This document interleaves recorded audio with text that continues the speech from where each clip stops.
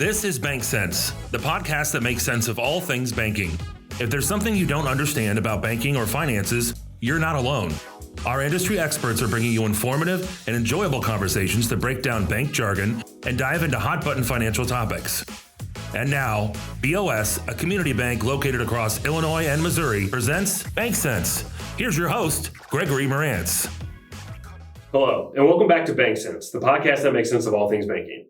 I'm your host, Greg Marantz, Senior Vice President here at the Bank of Springfield. And on today's episode, I'm excited to have back Matt Stark, Vice President here at our Wabash location in Springfield.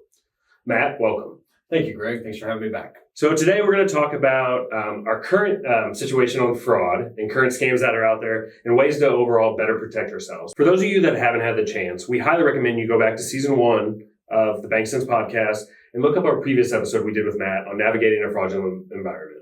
In that episode, we talked a lot about phishing, which are fraudulent emails, smishing, which are fraudulent text messages, and various resources, tips, and tricks, some you will hear today, about how to navigate that fraudulent environment and how to be as best prepared as possible when you potentially have a fraudster reaching out to you. The fraud environment is ever evolving, so there's always new scams and new issues out there. So thanks for coming on today. Yeah, appreciate it. Today, I'm excited to talk about technology support scams, online job and application scams, as well as online sales scams that are out there. So first up is technology support scams. Matt, can you tell us a little bit about what that exactly means? So technology support, many of our listeners, viewers, even here at the bank, we use antivirus type softwares. It's very common. And so what these scams are doing, they're taking advantage of that and they're sending emails or text messages saying that your subscription has expired. And what they do is they try to create a sense of urgency or that you're at risk or that possibly, you're vulnerable to getting a hack. So what they're doing, they're trying to create some panic and getting you to enroll or pay for a service that you may already have or maybe are not interested in. Okay. Yeah, and I think that's one thing that you really said there that I want to key in on is the urgency of that request too. And I think we see that with a lot of different scams. And I know we addressed it in our previous episode too, is if they want you to do it and they want you to do it now. Correct. And in banking and as far as financial security goes, we're always of the mind frame to take your time, take a step back. Nothing is that urgent. We have cutoff times at banks and, trust your resources and find a good resource. That's what we want to key in on there and make sure we're not doing things too hasty and get in touch with somebody who you can trust. Yeah. And I think they're going to really key in on when they're doing those scams too. They're going to key on trying to get, credentials to get into your email or other items like that. So if they start asking you those questions that seem, for lack of a better word, a little invasive, I think that's a good red flag to keep an eye out for as well. Absolutely. They're trying to get as much information as possible. And what they're trying to do is, get access to your money, whether it's through the online banking credentials, through your email, whatever they can hone in on, through Facebook, even social media platforms, they will take advantage of that. And it may not be a hack or something malicious today, but tomorrow it could be. Yeah. Another item we were talking about before the recording too was a scam that has recently come to mind is online jobs. And then application scams if you're, applying for a new job or applying for a part-time job or whatever it might be. Yeah, absolutely. We're seeing a trend in this as well. There's a lot of online job opportunities. Through COVID, there's a lot of remote work happening. Mm-hmm. And so the fraudsters, of course, are taking advantage of that. And what they are doing is you may apply for a position and they may send you a sign-on bonus or an advance of your money. And what they'll do, they'll ask you to go ahead and buy some equipment.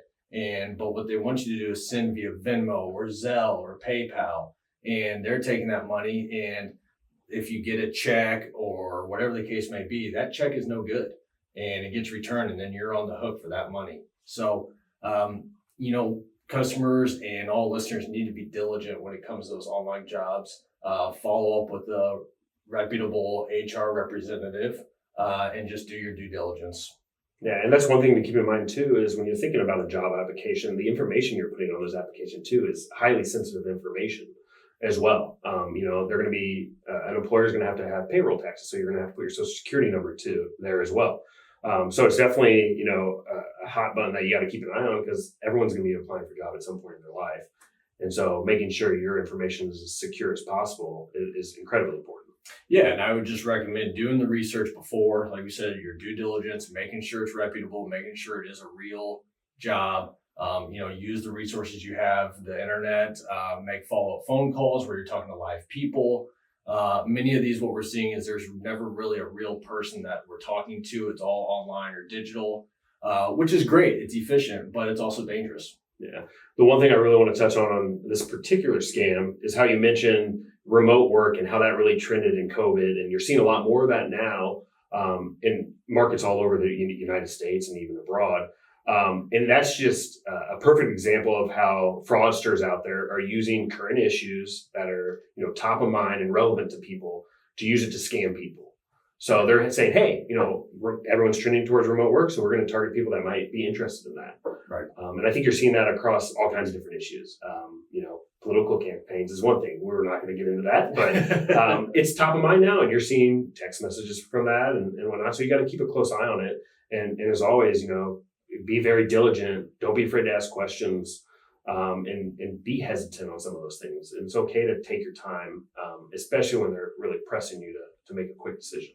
Yeah, and just to follow up, I know in our last topic we talked about online banking credentials, and that does happen with the online job application as well, because they are going to more of those payments through Venmo and Zelle, some of those P2P channels versus cutting checks or direct deposit. Mm-hmm. And so they are asking for those credentials, and we just want everyone to know that no one should really ever be asking for credentials. Even us as bank employees that are helping, we have access to things that don't utilize your credentials, and we can still see what we need to help you. So anytime someone's asked for banking credentials or anything personal or sensitive, it's a red flag to go ahead and slow down, take your time, and find a good resource to validate. Yeah, and to jump back real quick, you mentioned P2P, which is person-to-person payment, yep, as well as Facebook, and that kind of leads into another scam, which is the online sales scam. Can you talk a little bit more about those? Yeah, this is, it's very common.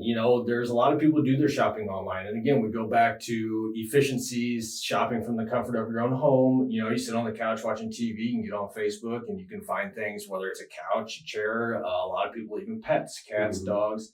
And there's a lot of scams and imposters out there that are selling something that's not real. And they're asking for perhaps a down payment. And again, using the P2P channels, Zelle, Venmo, person-to-person payments. So, they ask for those down payments, you send it, and then they come back and say, hey, we may need a little bit more, and then we'll get the whatever good or sale they're shipping to you doesn't show up.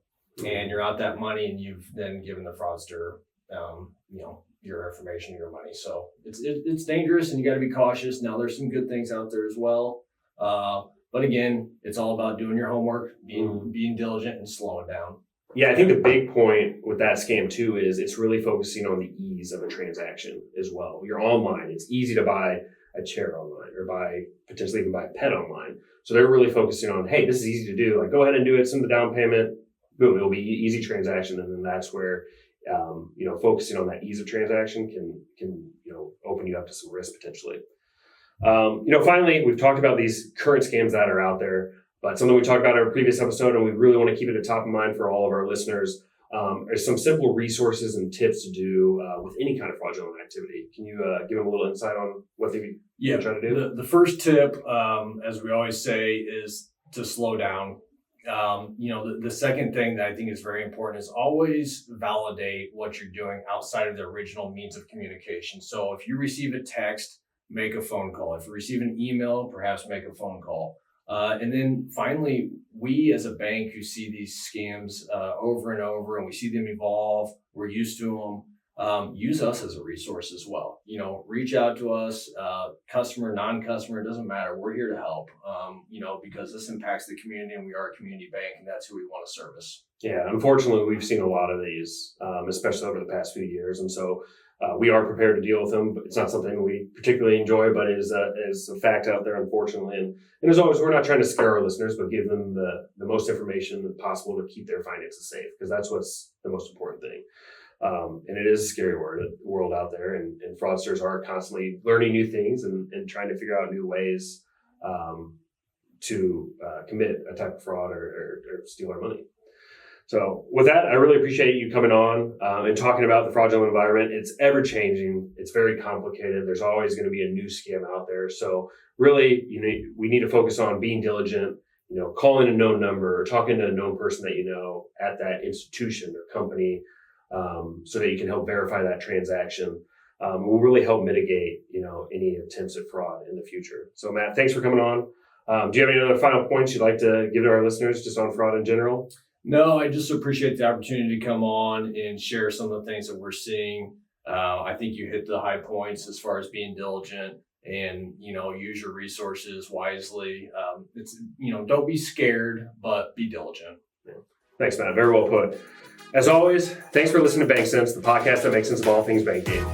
Until next time. Is there something about banking that doesn't make sense to you? Submit your questions to us on Instagram Messenger or by email, bankcents@bankwithbos.com. Or if you're watching this on YouTube, comment below. We're happy to give you our 2 cents on a wide range of topics. Thank you for listening on Spotify, YouTube, or wherever you get your podcasts. And please leave us a 5-star rating and review so we can continue to bring you more educational content. Thank you for listening, and we hope you join us on the next episode of BankCents.